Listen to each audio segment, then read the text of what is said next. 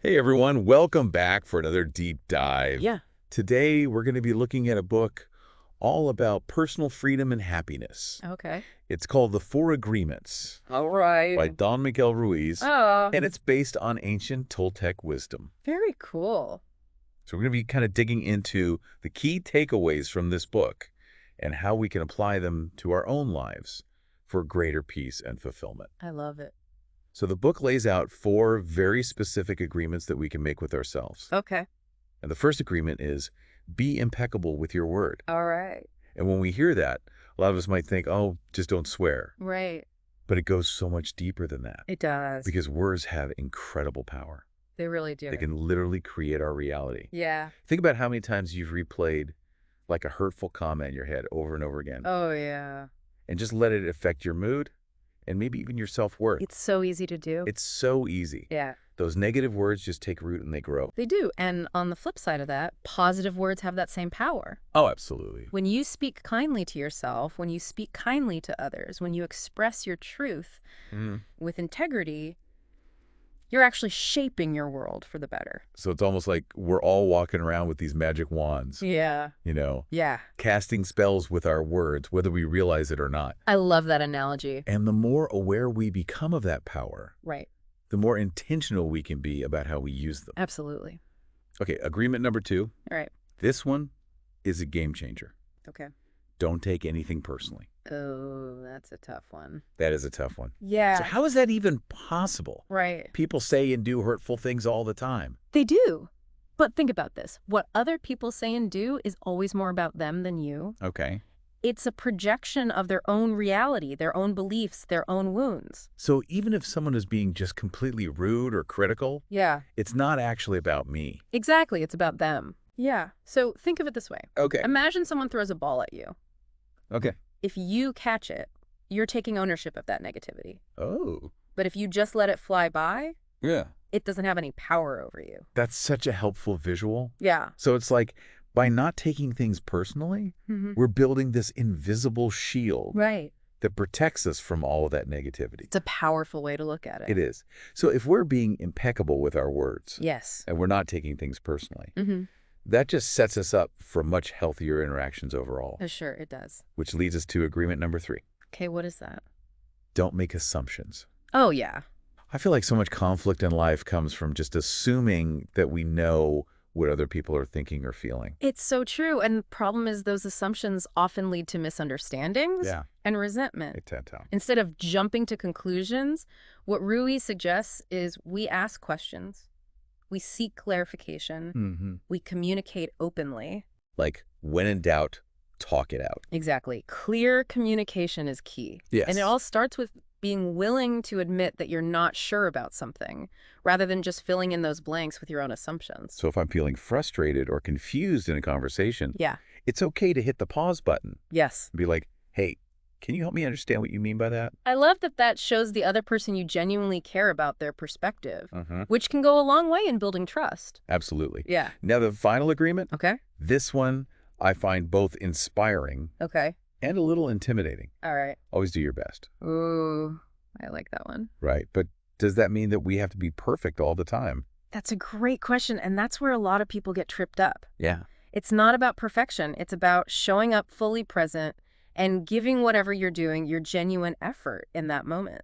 So some days my best might be 100%. Yeah, Other days it might be 60%. absolutely. And that's okay. Yeah, that's okay because your best is going to fluctuate. It's going to depend on your energy levels, your circumstances, even your mood. Yeah. The key is to be kind to yourself, to recognize your limitations, and to celebrate your efforts no matter how big or small. I love that because it takes the pressure off Yeah, of striving for some unattainable ideal. it does. And it lets us focus on progress, not perfection. Exactly. And when you approach life with that attitude, you'll find that you're much more resilient and adaptable Yeah. to whatever challenges come your way. And what's interesting is how these agreements can really be applied to all areas of life, not just our personal interactions. Like, think about like work life. Oh, absolutely. Like, especially that don't take anything personally in a work environment Oh, yeah.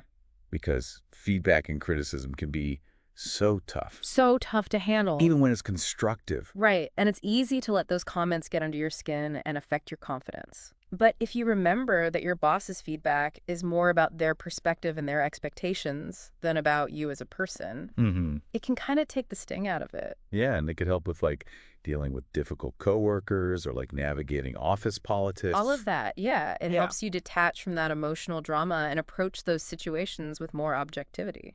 Okay, so what about always do your best Yeah. in a work setting? Mm-hmm. Because I feel like that could easily turn into pressure to work long hours and never take a break. Yeah, and it's a valid concern, but it's important to remember that doing your best doesn't mean sacrificing your well-being. Right. It's about finding a sustainable pace, setting healthy boundaries, and then being fully present and engaged when you are working. So it's more about quality of effort than quantity of hours. Exactly. Focus on what you can control, do your work with integrity, Yeah. and let go of the need to be perfect. Love that. Now think about how these agreements can transform your relationships. Yeah. Not just at work, but with friends, family, romantic partners. I mean, if you approach disagreements with the mindset of like, don't take anything personally and don't make assumptions, Yeah. that would just completely change the dynamic. It would, because instead of getting defensive or trying to like read between the lines, you could approach the conversation with curiosity and a genuine desire to understand the other person's perspective. And if you combine that with be impeccable with your word, Oh my God. it's like you're setting the stage for much more like open and honest communication. Absolutely. Your words become a tool for building connection and intimacy rather than creating distance and conflict. We've talked about work and relationships. Yeah. I'm curious about how these agreements apply to like our own personal growth and self-discovery. Yeah, I think that's where always do your best really shines because it encourages you to step outside your comfort zone, Yeah. try new things, and embrace the journey of becoming the best version of yourself. And if you're not taking things personally Right. or making assumptions, Yeah. you could feel more free to take risks and pursue your passions without the fear of judgment or failure. Absolutely. It's about recognizing that you are worthy and capable regardless of the outcome and giving yourself permission to learn and grow from those mistakes.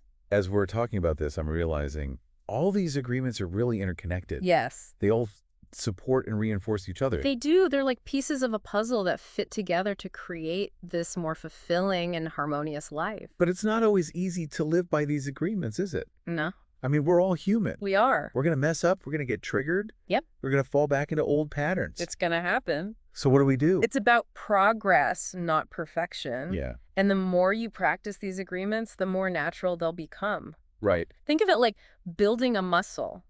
Mm-hmm. Takes time, effort, and consistency. But I imagine there are times when it feels especially challenging to like stay true to these agreements. Yeah. Like when we're stressed or overwhelmed or dealing with difficult people. Right. In those moments, it can be helpful to have some strategies in place Okay. to help you stay grounded.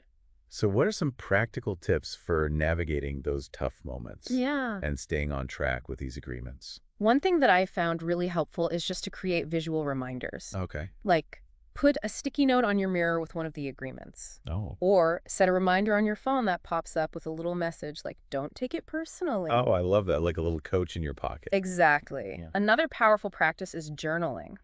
Okay. So at the end of each day, take a few minutes to reflect on how you applied the agreements. Like, where did you succeed? Yeah. Where did you struggle? Mm-hmm. What did you learn from those experiences? Journaling is such a good way to become more self-aware. It really is. It helps you identify those patterns and triggers that might be holding you back. Totally. And it can also help you track your progress over time. Yes. Which can be incredibly motivating. It is. And speaking of motivation, Yeah.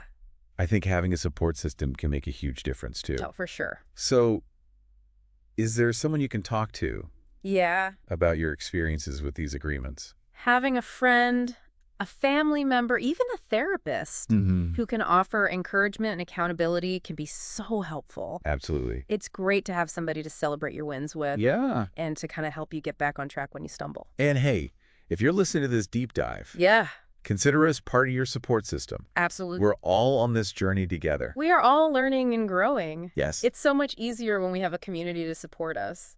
You know, I think what really brings these agreements to life are personal stories.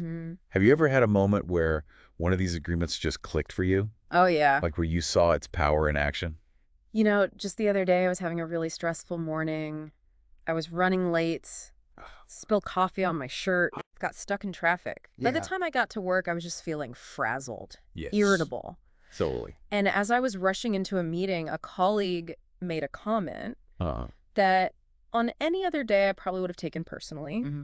But in that moment, I remembered the agreement, don't take anything personally. okay. So instead of snapping back, I took a deep breath and I reminded myself that their comment was likely more about their own stress than about me. Yeah. And you know what? It totally shifted my perspective. It's like you created a little space Yes, between the comment and your reaction. I did.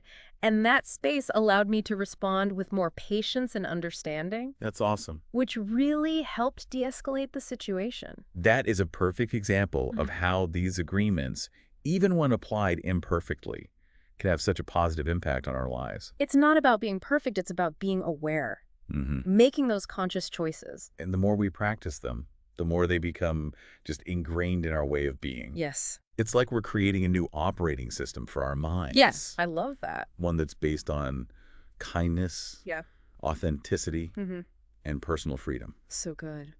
Well, we've explored the profound wisdom of the 4 agreements. We have. Have delved into each agreement. Yes. From being impeccable with our word to always doing our best. And a powerful framework. And we've seen how these principles can be applied in real-life situations to create more peace, more joy, more fulfillment. Absolutely.